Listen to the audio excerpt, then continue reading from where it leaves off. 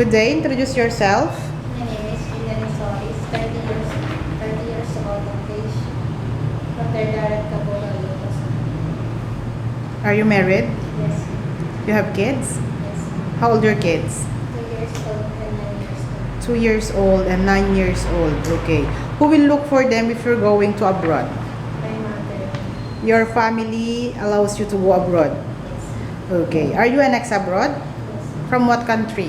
Saudi. How long you work in Saudi? 6 months. 6 months. How many members of the family did you serve? 1 couple, 1 child, and 1 grandma. How old the child?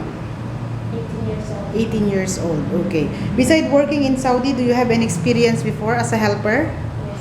Here, where? Here in the Philippines. How long? 2 years now. 2 years. How many members of the family did you serve? 1 grandma. One grandma. The grandma, how old is she? 73. Do you need to take care of her? Yes.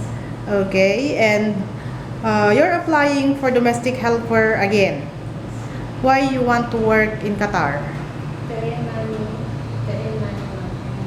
Ways to get my family. Okay. And what is your duties and responsibilities before as a helper?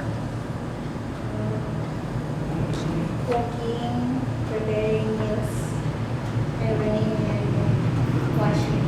You do take care of the kids as well. Yes. Okay. And also you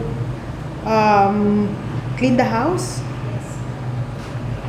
Are you ready to go in Qatar now? Yes. Your future employer is watching you. What is your message to them? I'm hardworking and trust person.